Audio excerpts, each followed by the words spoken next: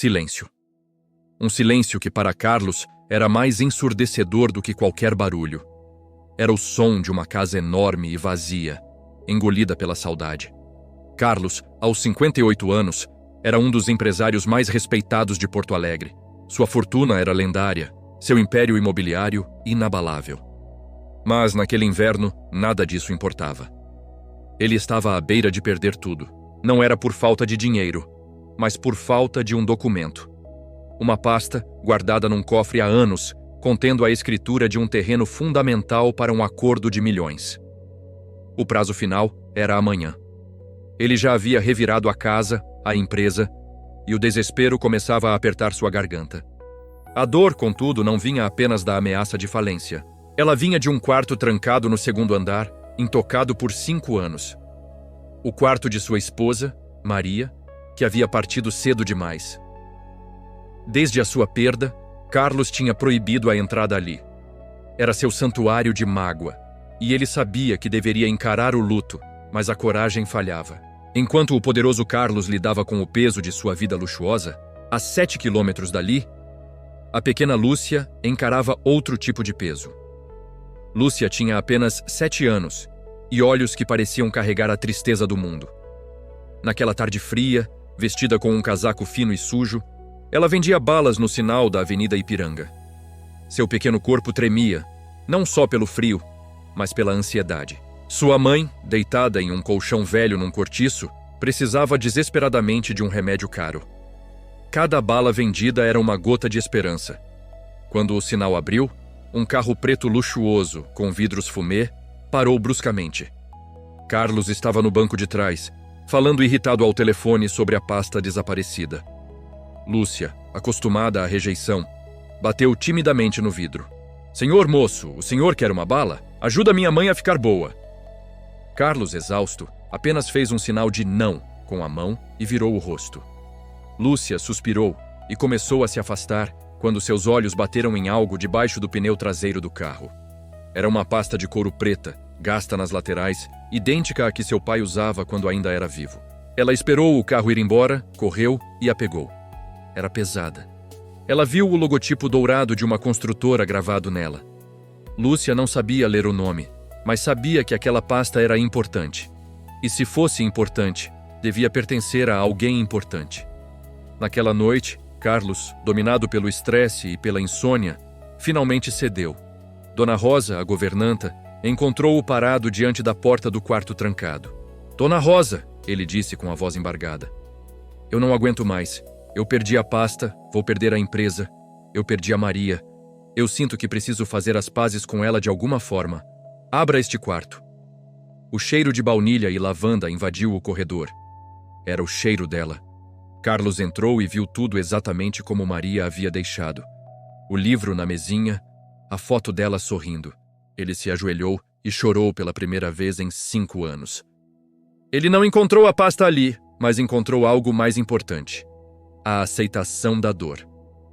No dia seguinte, Lúcia, determinada, gastou suas últimas moedas de ônibus para ir até o endereço do logotipo que um vizinho tinha ajudado a identificar. Torres Engenharia, sede centro. Lúcia estava aterrorizada.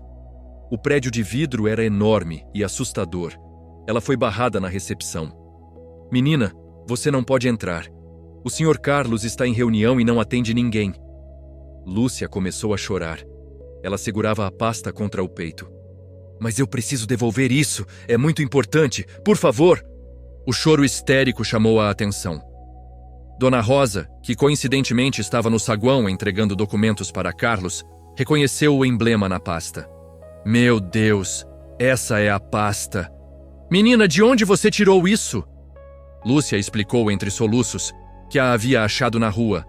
Na sala de reuniões, Carlos estava prestes a assinar os papéis da perda, entregando o controle de sua empresa aos concorrentes.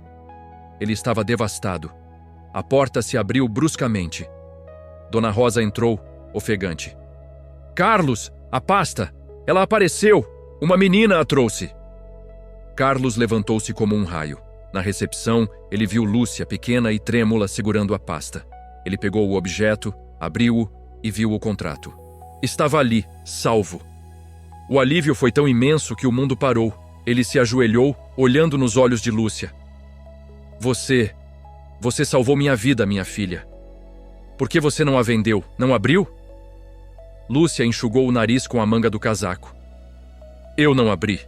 Minha mãe disse que roubar é pecado, e se isso era importante para o Senhor, eu precisava devolver. Minha mãe precisa de remédio, mas eu não podia pegar o que não era meu. O coração de Carlos se quebrou. Ele abraçou Lúcia. Ele viu nela a pureza que ele havia perdido e a força que ele precisava. Ele pegou a carteira e tirou todo o dinheiro que tinha. Isso é só o começo, Lúcia. Sua mãe vai ter o melhor tratamento. Você salvou mais do que uma empresa. Você salvou minha alma. Se você acredita que o destino une as pessoas certas, digite destino nos comentários agora. Carlos percebeu que a pasta não estava na casa porque ele a havia deixado cair do carro no momento de sua maior distração, enquanto ligava para seu advogado. Mas o universo tinha enviado Lúcia para consertar o que a dor dele havia quebrado. Nos meses seguintes, a vida mudou completamente. A mãe de Lúcia se recuperou em um hospital particular, bancada por Carlos. Lúcia parou de vender balas e foi matriculada na melhor escola. Carlos, por sua vez, aprendeu a viver de novo. Ele parou de se esconder na dor e começou a honrar a memória de Maria através da bondade. Ele fundou uma ONG de apoio a crianças carentes, batizada em homenagem à sua esposa. Lúcia e sua mãe foram morar numa pequena casa confortável no bairro, e Carlos passou a ser uma figura paterna na vida da menina. O empresário, que estava prestes a perder tudo, descobriu que o verdadeiro valor da vida não estava nos milhões, mas na oportunidade de ajudar um pequeno coração puro. Ele finalmente entendeu que o quarto trancado não era mais o lugar da saudade, mas o lugar onde a sua humanidade havia sido resgatada. Ele tinha encontrado uma nova família, um novo propósito.